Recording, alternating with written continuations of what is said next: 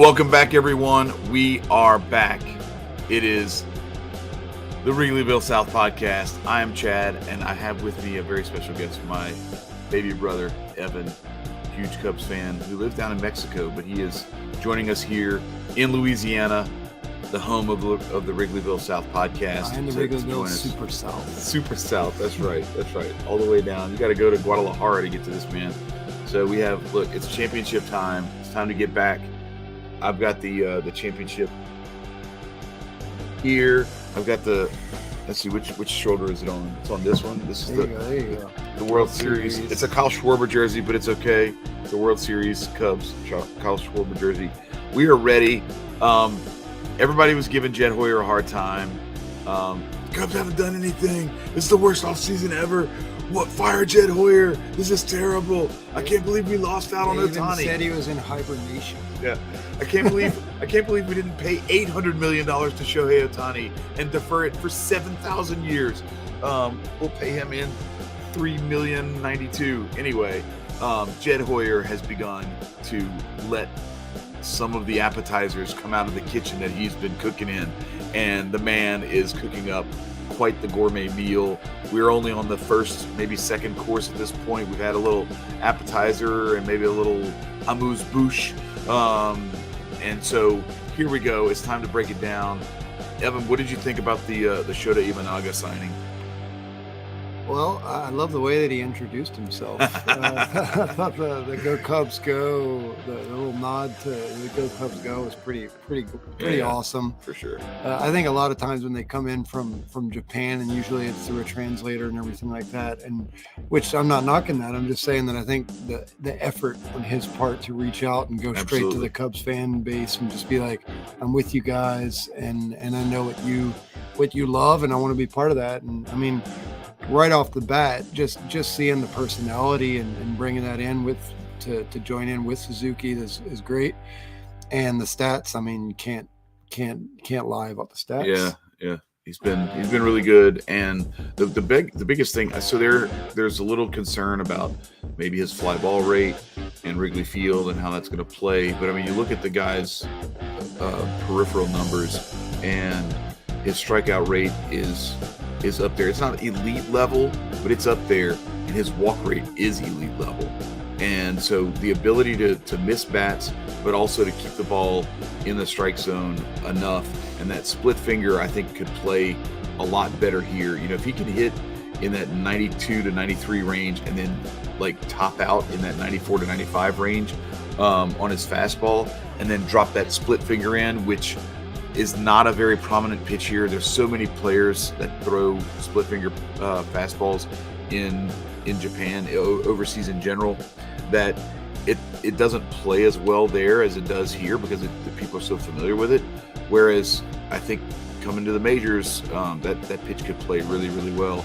And I think the only major concern that I have is if you look at his numbers, he hasn't logged a lot of innings, topping out around 150, 160 innings. But if you think about it, you make 30 starts and you go 5-6 innings. Craig Counsell has shown, and that's the other thing we got to talk about because we haven't talked about that yet on the show. I got something on that. But I want to. But let me finish this real quick. So if you look at what Craig Counsell did when he was in Milwaukee, he was exceptional at taking a team that had a bullpen as a strength, and that's where I'm waiting to see like where that next move is. The Cubs are going to go after Josh Hader or another bullpen arm. We saw Jordan Hicks sign today.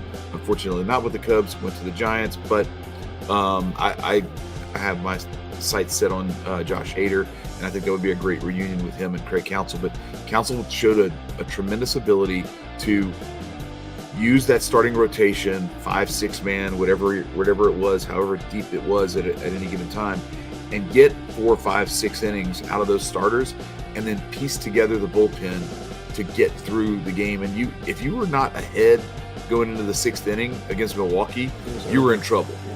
So what were you going to say? Well, I wanted to say that I really think that it's good. You can see the direction that the Cubs are going in. First you get a professor, and now you get a throwing philosopher. There you go. So they're really going with this intellectual, based strategy and a very cerebral and counsel. I mean, you get a counsel yeah. to get the professor and the philosopher together. I mean, it's really working out. Yeah. You're so this is so bad.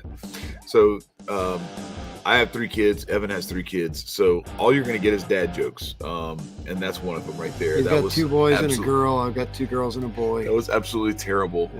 Well, there's more to go with that. I want to say something that I really need to say it. I know what you're going to say, because we know. Yes, I do, because I know what your son's name is, and I know that's not where you're going. We're not going to talk about wisdom. We already talked about that in the previous episode. I know, but you weren't going to bring wisdom, philosopher, professor, and counsel all together. No, okay, I knew exactly where you were going. All right, well, you did.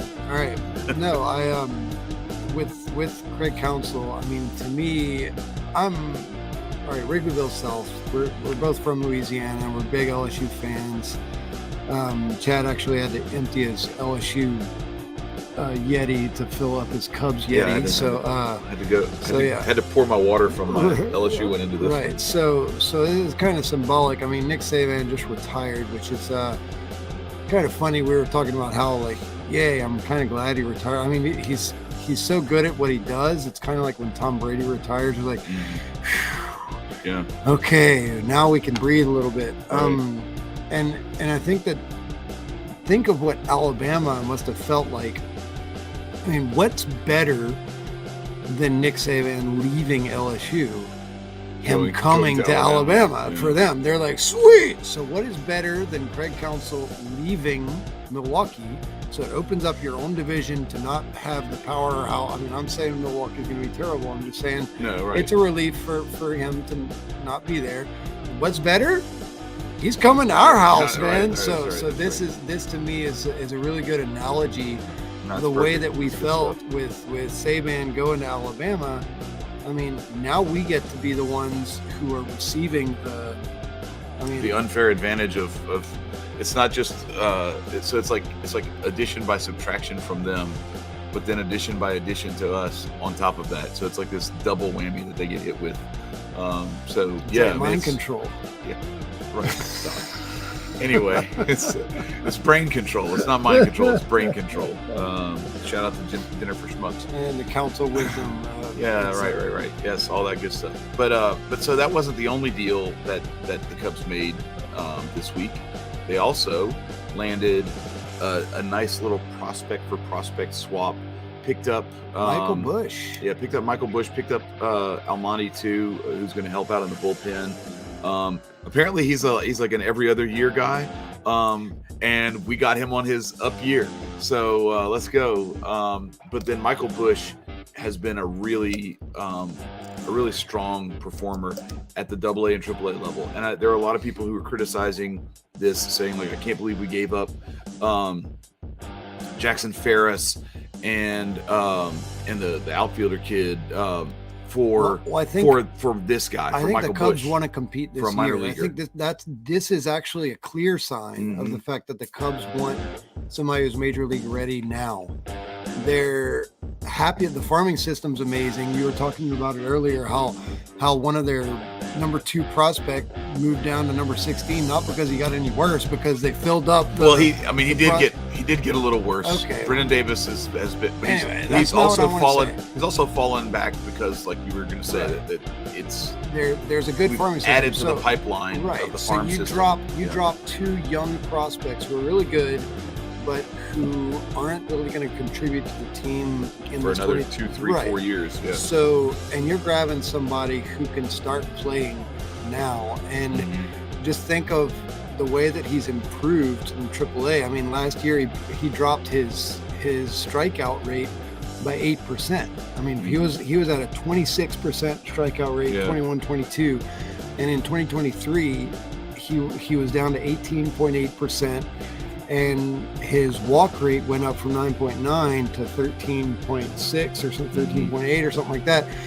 So you're talking about a guy also, he's a power hitter, and he's not a pull-it power hitter. He's not the kind of guy who's going to be striking out all day long trying to pull everything over the left field wall. Well, in his Right case, field the wall. right field wall because Yeah. he's a lefty. But he's hitting a lot of doubles. Mm-hmm. He's picky about his pitches. He's patient, and I think that this is valuable. I think it's valuable. It's something that we can add into the lineup almost immediately, if not immediately, and it's promising. Well, I mean, I would think that based on where things are, I would think that he is going to be an immediate add. Let's pull up the stats here just so everybody can see. Right now you've got some projections here. Only projected him to have 214 at bats with 8 homers. I kind of throw these out, but these aren't terrible numbers.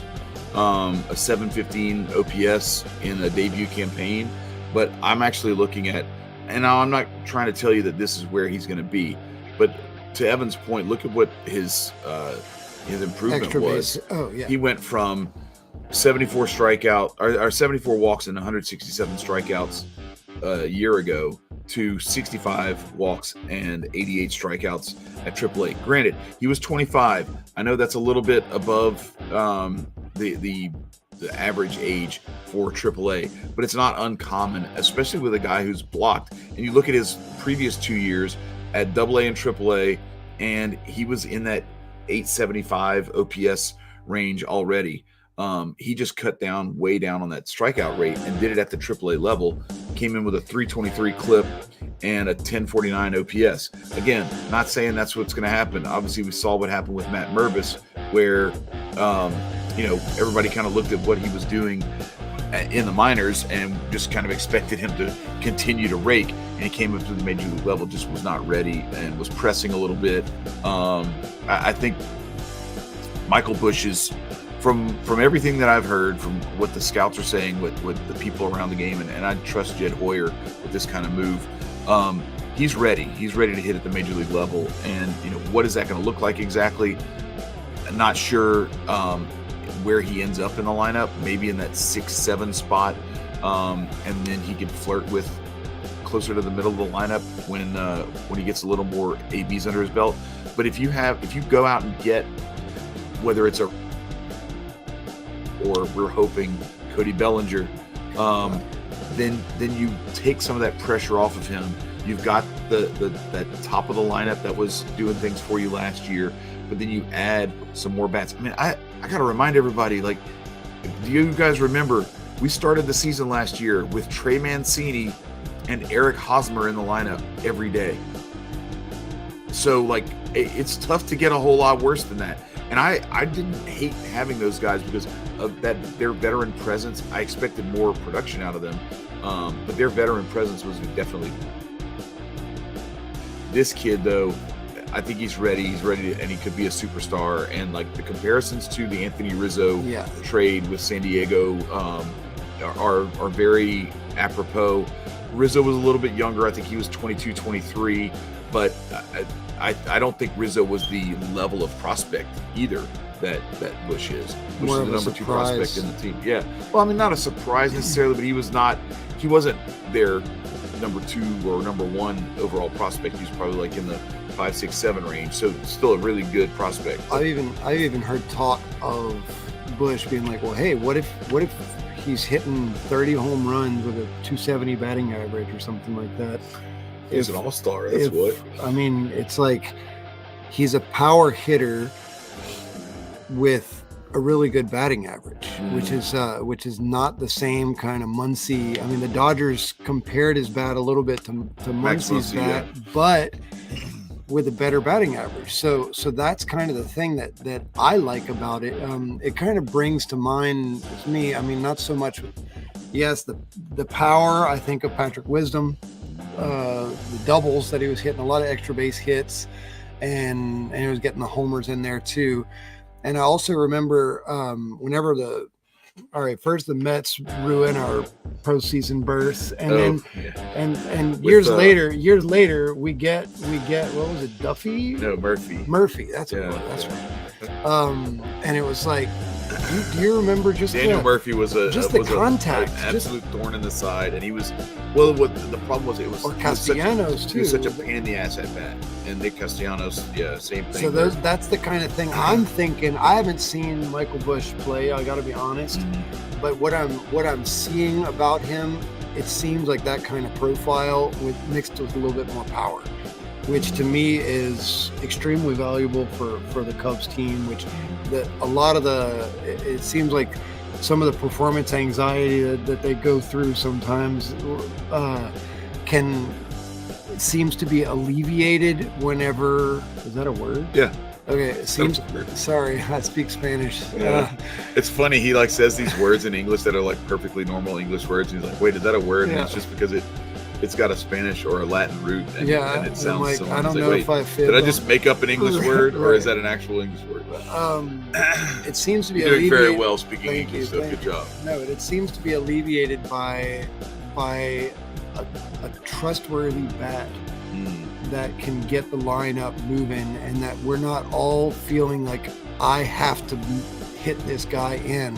Otherwise, the inning's going to be over. Well, that walk rate helps too. Like if you are willing to accept the walk, if they're going to pitch around you and they're going to try to get you to chase, if you can accept the walk that they're giving you by not pitching, not challenging you, that helps a lot too. What can get you into trouble is if you're trying to do it all yourself, and it makes it really easy to get you out because you are going to create chases. So let's pull up the lineup card here, because I want to show. This is what we're looking at. Shout out to Chad, who works really hard on all this stuff. I think it's amazing, just the graphics and everything like that, all that goes into it. I just get to stand here and say stupid stuff. Well, you're really good at that too. So but no. So look, we got our outfield across the board right now. It looks like this is where it's going to shape out, unless we go get Bellinger or something else. Ian Happ in left, Pete Crow Armstrong in center, and then Seiya Suzuki in right, with Nick Madrigal starting things out at third base to begin the season. We'll see if we land a Rhys Hoskins that could shift Busch over to third. Not sure if his third base defense is necessarily going to hold up, but I think it could. If you land a Rhys Hoskins, I think you're okay with moving him over to third, and then you have this little mix and match thing. I think they may be leaning more toward a Matt Chapman signing, if that's the signal that they're giving us with getting this Busch trade done. But then, of course, you got the best double play combo up the middle with Swanson and Horner, or as my brother likes to call Mr. Swanson. He does not call him Mr. Swanson. He calls him Samsonite because he thinks it's funny that in Dumb and Dumber they kept guessing what the Sweeney, Swanson, and then they look at the bag and they're like, Samsonite. Man, I wasn't even close. So anyway, getting back to the lineup. There you got Busch with Wisdom. Now Wisdom is an interesting piece here, because the one thing that would be really cool is if Patrick Wisdom could actually start to hit for like some contact, where he wasn't this, 3, or maybe Evan thinks he hits enough doubles to be a 4 true outcomes guy. I don't know, but it's typically like he's either taking a walk, he's striking out, or it's going over the fence. There's very little in between, and that if he can kind of continue to bring that power, but bring a little more contact and maybe raise that walk rate and not chase quite as much, or just increase his contact rate on balls in the zone, because a lot of his misses are balls that are right there and they're in his wheelhouse, and he's just missing them. A lot of times maybe it's stuff that's a little up in the zone, but he becomes an interesting piece, because the expectation for the first time in a couple of years is not for him to assume one of those starting positions. He can just play. He can just DH some, maybe play third some, maybe play first some, maybe even fill in a corner outfield spot in a pinch. But then you go down, you've got Yan Gomes and Miguel Amaya. Don't forget about Miles Mastroboni as that super utility type guy, and Christopher Morel, who is the wild card. I don't have him listed in a lot of spots here. You got him third in the outfield. 2 corner outfields, because I don't know that he's going to be around, honestly. Like there's some buzz going on that, you know, he's not making the trip to Cubs convention this weekend, and that it's because perhaps he's being traded. And I don't want to speculate necessarily on whether he is or isn't, but there is a possibility that he could be moved. If it means you got to get rid of Christopher Morel to go get a Dylan Cease, or to maybe go after one of the other. I mean, what if people are like, don't let go of Morel at all costs, keep Morel? Like, really? Okay, if we can trade for Pete Alonso or Dylan Cease, you're not willing to part ways with Christopher Morel? I love him. I love his energy, love the playful nature that he brings to the clubhouse. But let's be honest, like, this is a guy who, as valuable as he is for what he brings to the table, he might be the piece that another team is like, the only way this deal is happening is if we get him. And that's not a knock on him. That's a big up to the kid. Like, he's valued that much. If that's you're what not it's throwing going to him take. away. It's Right. The precise fact that he's valuable is what makes Exactly. him a bargaining. It just means that he's really valuable to another team too. Right. And I look at like Jorge Soler, who's another guy who I hated letting go, but you got 2 years of Wade Davis out of it, you know, and that was a big get to go get Wade Davis to help that bullpen out when we needed it. That bullpen, Wade Davis almost got us to the World Series. If they just didn't have to burn him against Washington because of a rain delay and a couple other things, you know, we're probably in the World Series, right. because I agree. that whole series against the Dodgers doesn't start out. We don't have John Lackey pitching in the extra innings in game 1 and losing it. Giving up to or was it game 2 maybe? Redbeard. Yeah, giving it up to Justin Turner. Yeah, so I look at this and I say, okay, if we've got to part ways with Christopher Morel for something like that. Now, I do say this: we're not parting with Christopher Morel unless it's for something like that. So it's got to be a monster get, a big fish. Don't drop the graphic yet. Oh, sorry. There's something I want to ask you. It's really 2 questions. You just take a look at it, and I invite the people who are joining us watching right now to take a look as well.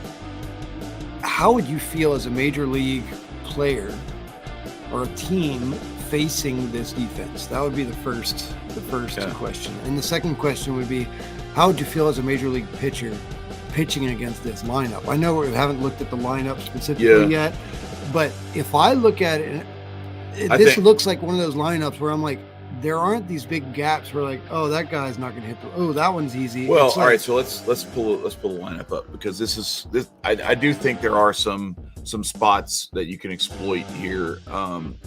You know, Bush, if he's batting in the 7th, 8th spot, I think that's not bad. I love Mike Tauchman, don't get me wrong, but I would love to replace him. And I have PCA at the top on the depth chart here, and that's because I really think he's going to be the opening day center fielder, barring a Cody Bellinger reunion. And I think it would be really cool if they did get Bellinger and gave PCA another year to kind of do his thing at AAA. He only got like 140 at-bats at AAA last year, so I'd like to see them actually get him some more ABs there. Let him just go do his thing defensively without all that pressure, and let Cody Bellinger roam center field for now.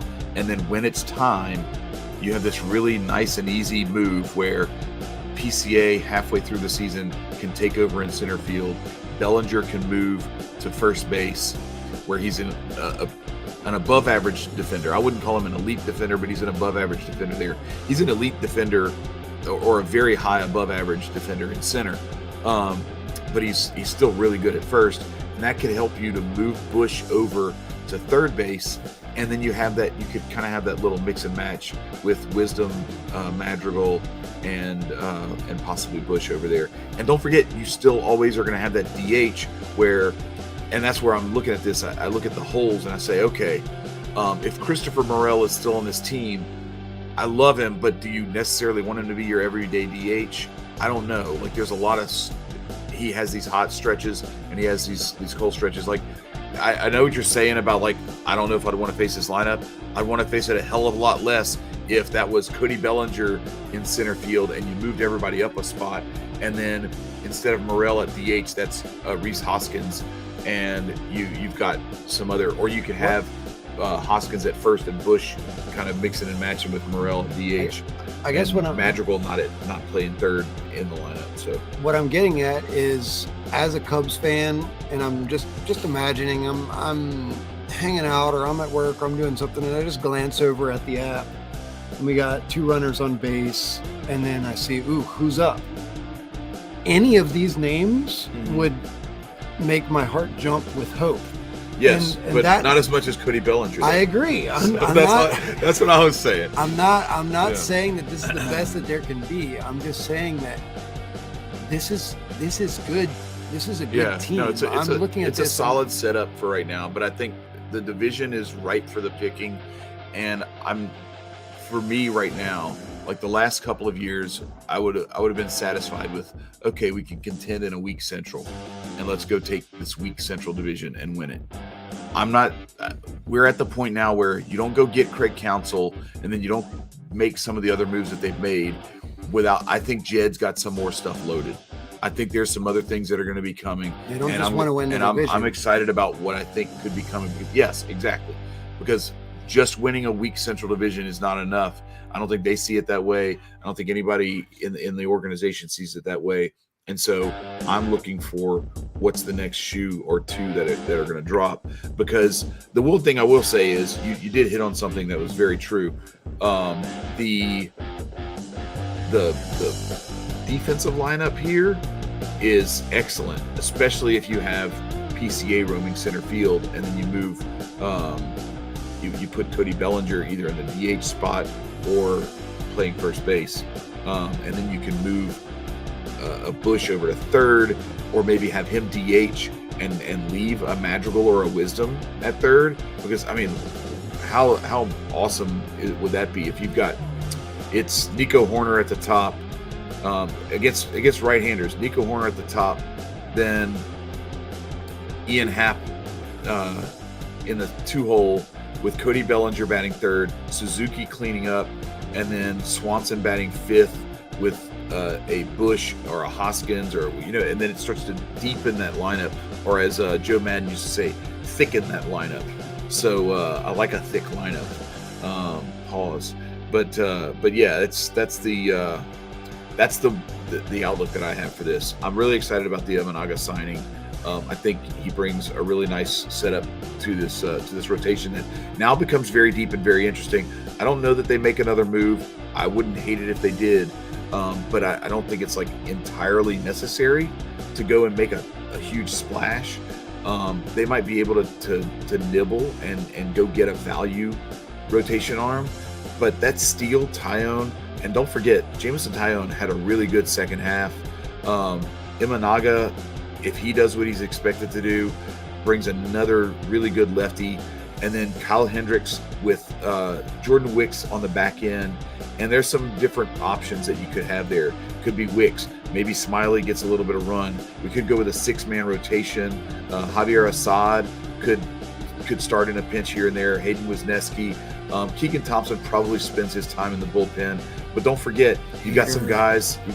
Yeah. And so if we end up with a Josh Hader or something like that, then that speaking of getting thicker, that whole bullpen thickens up real nicely, where Adbert Alzolay gets to move into a setup role along with Julian Merriweather, and then you have those other guys just kind of filling in those other spots, and maybe you don't have that pressure that was a little bit too much for those guys. Those guys pitched.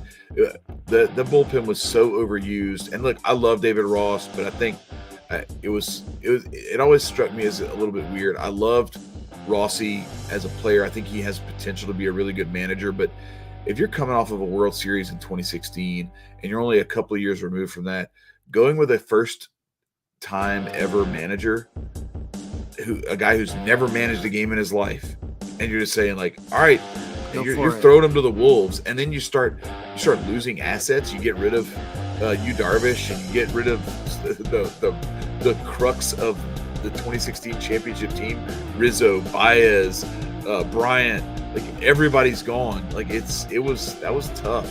But I think he did a lot with what he had. I think he did too, but I think he was also in a little over his head in terms of like managing that. The bullpen overuse was something that could have been avoided, and I think it ended up costing him. It definitely cost him a few weeks of Adbert Alzolay, continuing to pitch because he was out of gas, and then it started to affect his arm. So I look at that minor league depth there too, and don't forget about Ben Brown. Don't forget about Caleb Killian. Cade Horton is ready to go. And what was the Horton joke? I can't remember what it was. Oh, I know what it was. You were saying something about Oklahoma. And, guys, that was a terrible. We're gonna save you from that joke because it was terrible.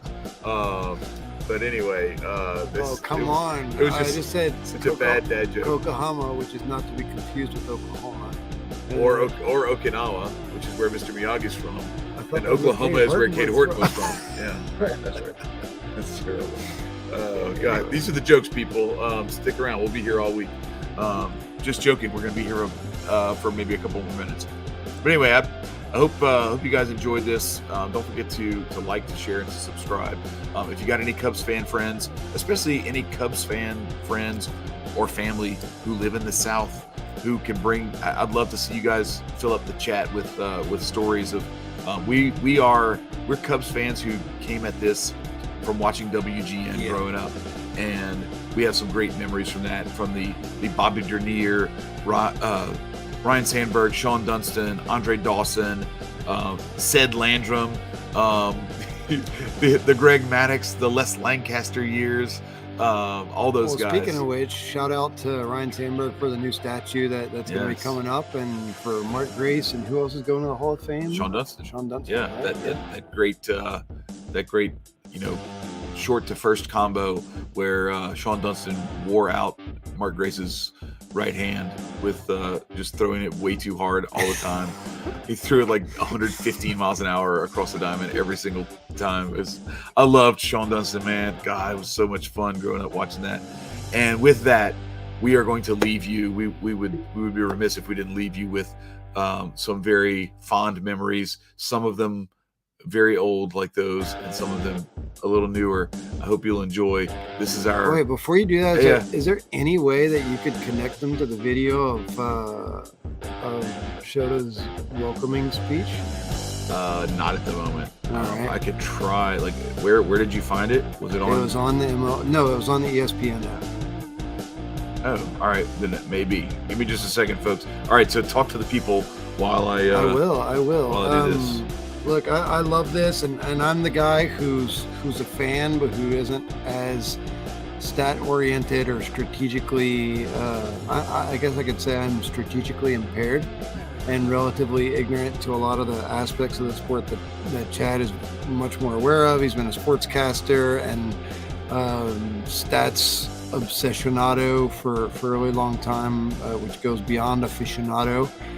And it's just an honor for me to be here. I love doing this, and maybe some of the crazy stuff that I throw out might have a little bit of, like, maybe some of you guys can relate to that and be like, hey, I was thinking the same thing, So yeah, I guess one of the questions that I would have whenever you were talking about Bellinger is how much does playing first base affect, if at all, a player's batting?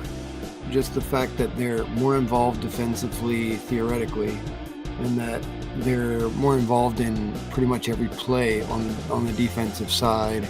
If there's a runner on base, I don't know. No, actually, I think it's probably a little easier. Maybe I don't know. It keeps the blood flowing, or well, no. I mean, it's not as challenging of a position. I mean, you are. I mean, you're on your feet and you're moving a little bit, but it's not like you're. It's not like you're. I think you risk injury a lot more. Like I prefer if I've got a guy with a bat like Cody Bellinger, I would prefer for him to DH and play first base as much as possible. If you have a Pete Crow Armstrong who can roam center field. Now, last year without that, I wanted Cody Bellinger out there because I love Mike Tauchman. He's a good defender. He's not Cody Bellinger. Okay. Even though, he had that great game-saving catch. All right, so I did find it. Here we go. I hope this plays. I hope you all can hear it. You won't be able to hear it, but I will. All right. That's all so right. Here we go.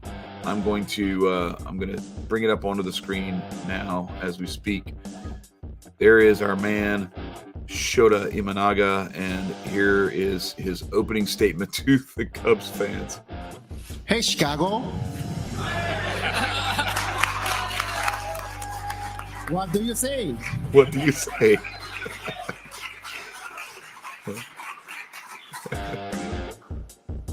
Cubs gonna win today. Let's go.